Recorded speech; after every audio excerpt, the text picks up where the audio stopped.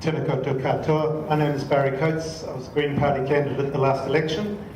And I was at the signing of the Climate Change Agreement in 1992 at the US Summit. So I've got some time invested in this agreement. I wanted to change the topic a little bit and talk about the process. So, like many people, I came along to this evening wondering whether it would be worthwhile in terms of our input to the consultation. And I've been a part of too many consultations that have ended up legitimising a government process which doesn't listen to submitters.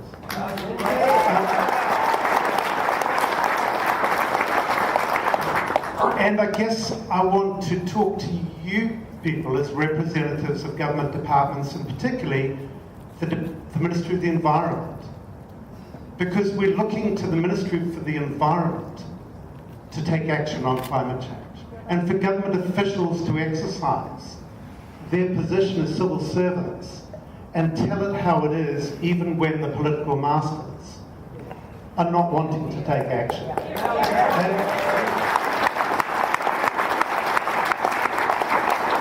I think it would be fair to say that most of us here have completely lost our trust in the political process to deliver any meaningful action on climate change.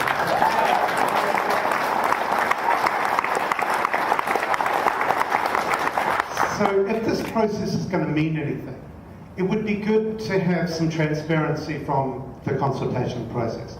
That means transparency, it's great that you're taking notes, but transparency in terms of feeding back the results of the consultation. In terms of feeding back the results of the submissions, you're going to receive a lot of submissions from people who care deeply about this issue, and most New Zealanders do, as public opinion shows. So it would be good to have transparent feedback as to what the submissions say. How many are in favour of strong action on climate change? And furthermore, we're going to try and find out through OIAs, but it'd be useful if you told us anyway what the advice that the officials are giving to the politicians on the target. So tell us, before we have to go through endless delays in terms of getting hold of the information, what the outcome of this process is, what the rationale for the development of a target is, and the officials' advice to the minister. So that would help with transparency in the system. As advice to you government officials, I think you're hearing it, be ambitious. We're at 17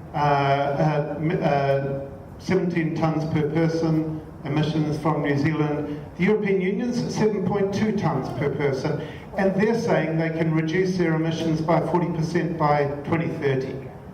And what are we saying? We're saying 5%? You've got to be joking. So we should be able to at least reduce our emissions by 40% by 2030. We should be able to seize the opportunities rather than looking just at the short-term costs. And if there's anything that I think gets in the way of sensible discussion, it is outdated, antiquated, static, partial and misleading economic models. And those are the economic models,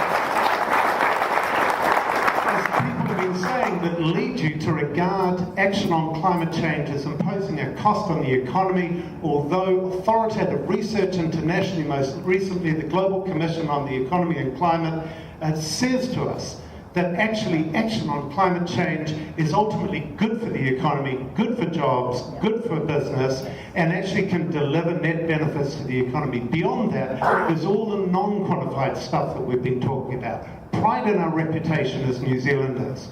The protection of biodiversity, which is not costed in your models around how much it's going to cost a household. Prevention of humanitarian disasters in the Pacific and other parts of the world. All of these things have value, even though you're not quantifying them in your models. So junk the models and start to have a more sophisticated analysis about climate change and the net costs and benefits. Thank you.